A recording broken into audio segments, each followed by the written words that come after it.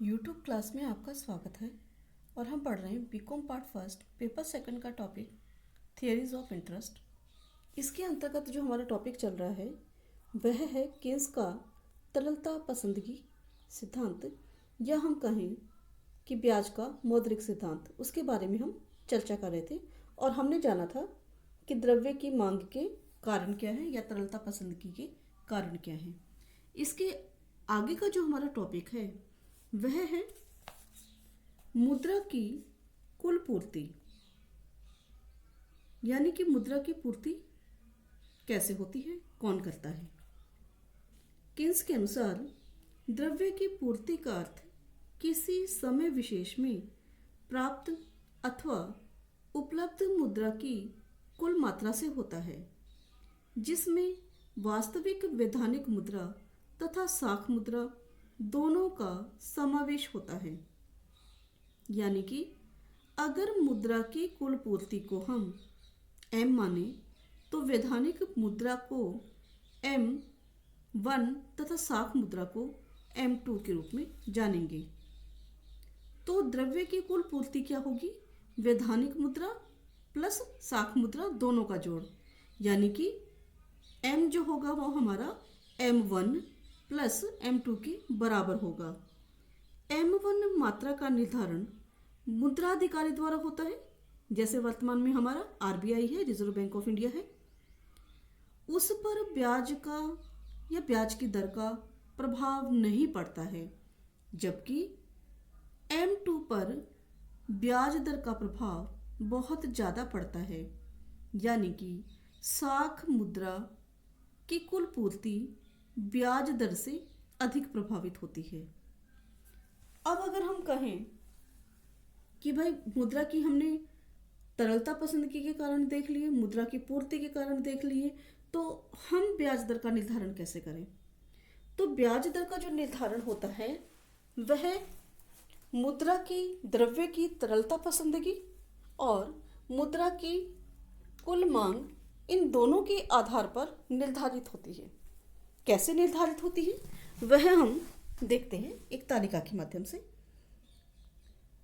ये जो हमारी ब्याज दर का निर्धारण है उसमें केन्स ये कहते हैं कि ब्याज दर का निर्धारण द्रव्य की मांग एवं पूर्ति की शक्तियों के साम्य से होता है। जिस ब्याज दर पर द्रव्य की कुल मांग और द्रव्य की कुल पूर्ति बराबर हो वहीं पर ब्याज दर का निर्धारण होगा।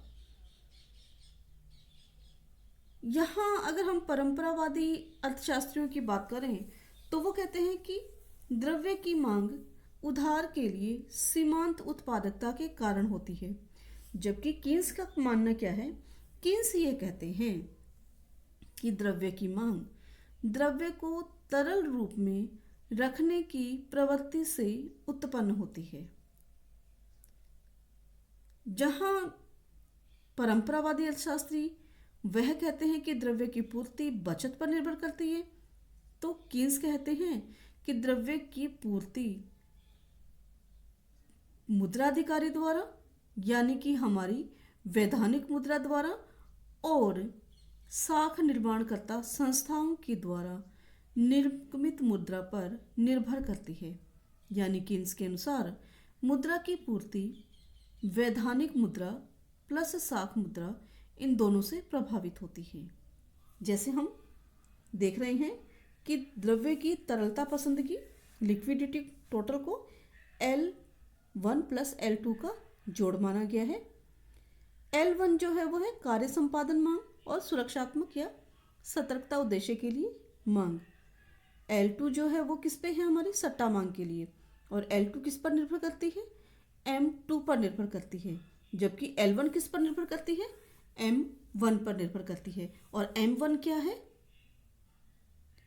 हमारी वैधानिक मुद्रा। M1 जो है वो हमारी वैधानिक मुद्रा है और M2 क्या है?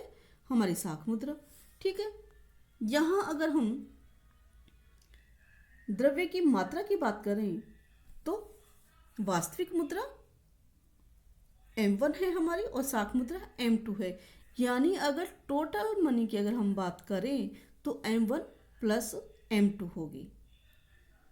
इस तालिका के आधार पर हम देखते हैं कि ब्याज दर का निर्धारण करने वाले दो ही तत्व हैं। एक तो द्रव्य की तरलता पसंदगी और दूसरा है द्रव्य की मात्रा।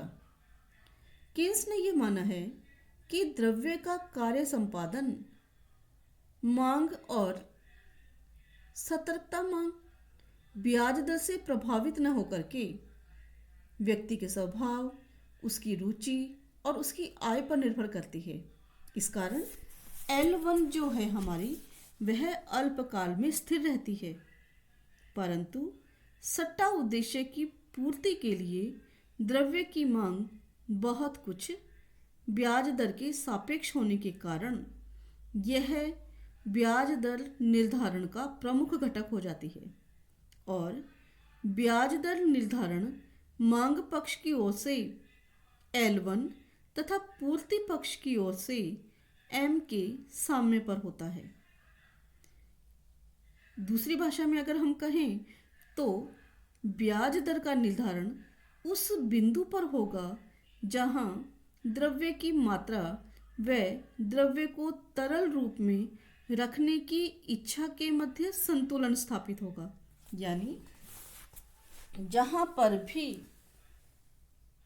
तरलता पसंदगी और द्रव्य की मात्रा दोनों एक साम्य बिंदु पर आ जाती हैं, वहीं पर हमारा ब्याज दर का निर्धारण होगा। जैसा कि हम चित्र में देख रहे हैं, द्रव्य की तरलता पसंदगी के बारे में जानकारी दी गई है और यह चित्र हमें LN वक्र के बारे में जानकारी देता है, जो विभिन्न ब्याज दरों पर सट्टा मांग को बताता है।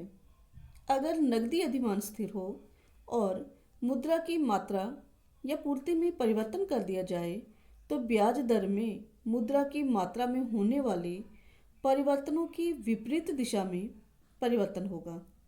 जब मुद्रा की मात्रा OQ2 पर है तो ब्याज दर 2% होती है, क्योंकि इस दर पर मुद्रा की मांग और पूर्ति दोनों में साम्य B बिंदु पर होता है। परंतु जब द्रव्य की तरलता पसंदगी स्थिर रहने पर मुद्रा की मात्रा को घटाकर OQ1 कर दिया जाए तो नया साम्य बिंदु बन जाता है A पर और ऐसी स्थिति में ब्याज दर जो है बढ़ जाती है। परंतु यदि मुद्रा की मात्रा को बढ़ा करके OQ3 कर दिया जाता है तो ऐसी स्थिति में नया साम्य बिंदु बनेगा और वह C बिंदु पर बनेगा और यहाँ पर ब्याज की दर कम होगी, यानी 1% के लगभग रहेगी। इस प्रकार मुद्रा की मात्रा व ब्याज दर में विपरीत संबंध होता है। और ये हमारा अगला चित्र है, जो हमें मुद्रा की यदि स्थिर मात्रा हो तो तरलता पसंदगी में क्या परिवर्तन होता है उसके बारे में जानकारी देते हैं।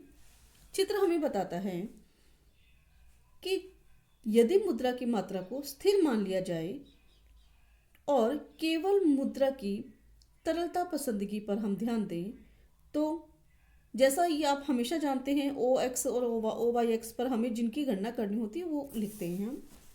तो यहाँ पर जो हमारा मुद्रा की मात्रा है वह OQ पर फिक्स हो रखी है। तरलता पसंदगी हमारी जो है L2, L3 और L1 जो वक्र है उसके बारे में जानकारी दे रही हैं। जब मुद्रा की मात्रा QM पर स्थिर है तो ऐसी दशा के अंदर हमारा तरलता पसंदगी वक्र जो है B बिंदु पर स्थापित हो रहा है, यानी L2 जो हमारा तरलता पसंदगी वक्र है उसके बारे में जानकारी दे रहा है। परंतु यहाँ पर ब्याज दर हम देखते हैं B बिंदु पर 2% है। जब द्रव्य की तरलता पसंदगी घट जाती है और घट करके वो L1 जो हमारा तरलता पसंदगी वक्र डॉट के अंदर जो दिया गया है वह बनाता है, तो ऐसी स्थिति के अंदर जो हमारा नया साम्य होगा वह A बिंदु पर होगा और इस A बिंदु पर ब्याज की दर क्या होगी? 1% होगी। और किसी कारण से यदि द्रव्य की तरलता पसंदगी बढ़ जाती है तो हमारा जो तरलता पसंदगी वक्र होगा L3 होगा, और ऐसी स्थिति पर जो हमारा साम्य होगा C बिंदु पर होगा, और C बिंदु पर साम्य होते ही ब्याज की दर भी बढ़ जाएगी, यानी 3% हो जाएगी। यह चित्र हमें बताता है कि ब्याज दर और तरलता पसंदगी में सीधा सीधा संबंध है। ब्याज दर अधिक बढ़ने पर तरलता पसंदगी बढ़ जाएगी और ब्याज दर घटने पर तरलता पसंदगी घट जाएगी। यानी सीधा सीधा संबंध है। जैसे ही तरलता पसंदगी बढ़ेगी ब्याज दर में वृद्धि करनी पड़ेगी, वरना तो लोग पैसा ही नहीं निकालेंगे बाजार के अंदर। ब्याज ज़्यादा देंगे तो ही वो पैसा निकालेंगे, और जैसे ही ब्याज कम होता है, ब्याज दर कम होती है, लोग वापस उसको पैसे को ले लेंगे।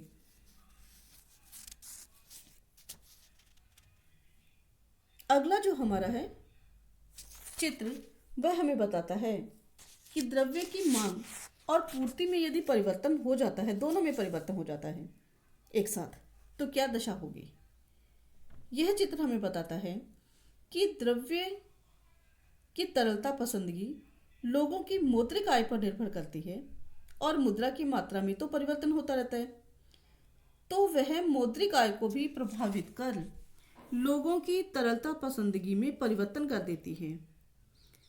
द्रव्य की तरलता पसंदगी और मुद्रा की मात्रा में साथ साथ परिवर्तन होने पर ब्याज दर का निर्धारण किस प्रकार से होता है, वह हमने दो चित्रों के अंदर देखा था। यहाँ जो चित्र है हमारा, उसके अंदर यदि द्रव्य की मात्रा OQ1 है तो यहाँ पर द्रव्य पसंदगी वक्र जो हमारा बताता है, वो बताता है कि A बिंदु पर 4% ब्याज दर होगी। लेकिन यदि तरलता पसंदगी बढ़ जाती है तो यहाँ पर द्रव्य की मांग और पूर्ति दोनों का नया संतुलन साम्य होगा। किसके साथ में? तरलता पसंदगी के साथ में, और नया बिंदु हमारा जो होगा B बिंदु होगा, और यहाँ पर हमें ब्याज दर बढ़ानी पड़ेगी। यह ऐसी स्थिति होती है जहाँ केंद्रीय बैंक या सरकार की शक्ति मुद्रा बाजार व विनिवेश नियंत्रण में सीमित हो जाती है और वांछित परिवर्तनों को लाने में असफल हो जाती है। कई बार मौद्रिक नीतियाँ अपनाई जाती है इसके बारे में कि ब्याज दर को हमें नियंत्रण करके और बाजार में निवेश की दशाओं को नियंत्रित करें, लेकिन अगर दोनों में ही परिवर्तन होता है, द्रव्य की मांग और पूर्ति में परिवर्तन हो रहा है, यानी तरलता पसंदगी में और द्रव्य की मांग में, दोनों में परिवर्तन हो रहा है, तो ऐसी दशा के अंदर ब्याज दर अधिक देना ही पड़ेगा हमें।